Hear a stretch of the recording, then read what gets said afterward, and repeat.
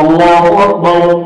الحمد لله رب العالمين الرحمن الرحيم مالك يوم الدين إياك نعبد وإياك نستعين اهدنا الصراط المستقيم صراط الذين أنعمت عليهم غير المغضوب عليهم ولا الضالين.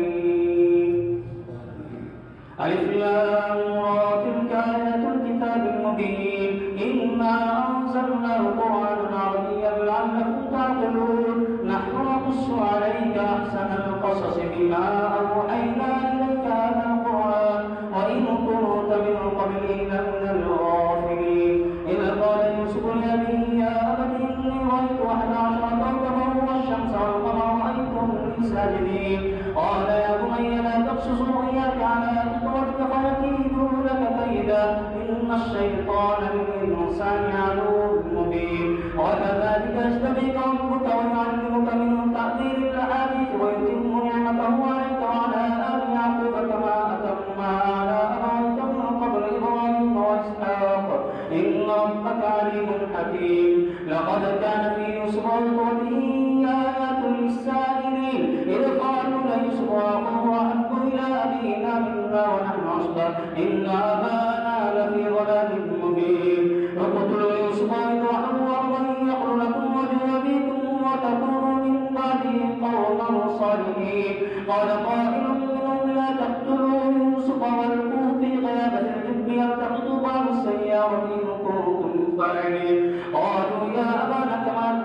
يا أبانا ما لك لا تأمنا على يوسف وإنا له لناصحون أرسله معنا غدا يرتع ويلعب وإنا له لحافظون قال إني ليحزنني أن تذهبوا بي وأخاف أن يأكله الذئب وأنتم عنه غافلون قالوا لئن أكله الذئب ونحن عصبة إنا إذا لخاسرون فلما ذهبوا بي وأجمعوا أن يجعلوا في غيابة الجب وأوحينا إليه لتنبئنهم بأمرهم هذا وهم لا يشعرون وجاءوا أباهم عشاء يبكون قالوا يا أبانا إنا ذهبنا نستبق وتركنا يوسف عند متاعنا فأكله الذئب وما أنت بمؤمن لنا ولو كنا صادقين وجاءوا على قميصه بدم كذب قال بل سولت لكم أنفسكم أمرا فصبر جميل والله المستعان على ما تصفون وجاءت سيارة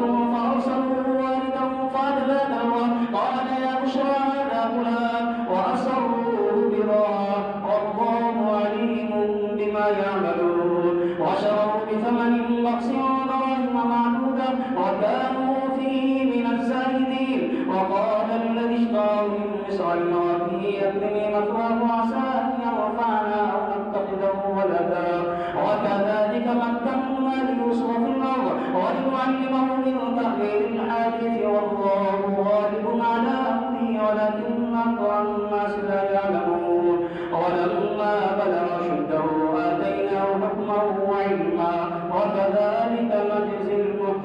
المحسنين. الحمد لله رب العالمين الرحمن الرحيم مالك يوم الدين إياك نعبد وإياك نستعين اهدنا الصراط المستقيم صراط الذين أنعمت عليهم غير المغضوب عليهم ولا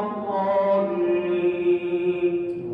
وراودته التي هو في بيتها عن نفسه وغلقت الأبواب وقالت هيت لك قال معاذ الله إن ربي أحسن مثواي إنه لا يفلح الظالمون ولقد همت به وهم بها لولا أن رأى برهان ربك كذلك ليصرف عنه السوء والفحشاء إنه من عبادنا المخلصين واستبق الباب وقدت قميصه من دبر وألف يا سيدها لدى الباب قالت ما جزاء من أراد بأهلك سوءا إلا أن يسجن أو عذاب أليم قال هي راودتني عن نفسي وشهد شاهد من أهلها إن كان قميصه قد من قبل فصدقت وهو من الكاذبين وإن كان قميصه قد من دبر فكذبت وهو من الصادقين فلما رأى قميصه قد من دبر قال إنه من كيدكن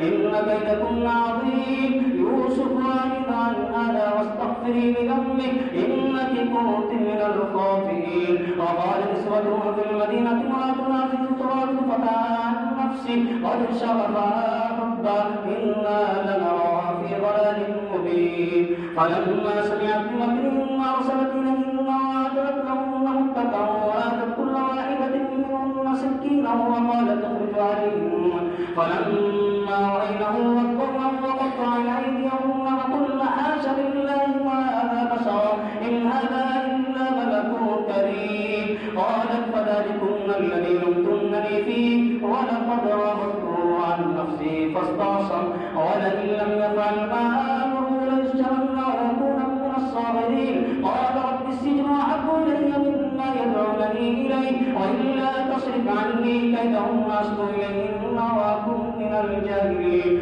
فاستجاب له ربه فصرف عنه كيدهن إنه هو السميع العليم ثم بدا لهم من بعد ما رأوا الآيات ليسجننه حتى حين ودخل معه السجن فتيان قال أحدهما إني أراني أعصر خمرا وقال الآخر إني أراني أحمل فوق رأسي خبزا وتأكل الطير منه نبئنا بتأويله إنا لنراك من المحسنين قال لا يأتيكما طعام ترزقانه إلا نبأتكما بتأويله قبل أن يأتيكما ذلكما مما علمني ربي إني تركت ملة قوم لا يؤمنون بالله وهم بالآخرة هم كافرون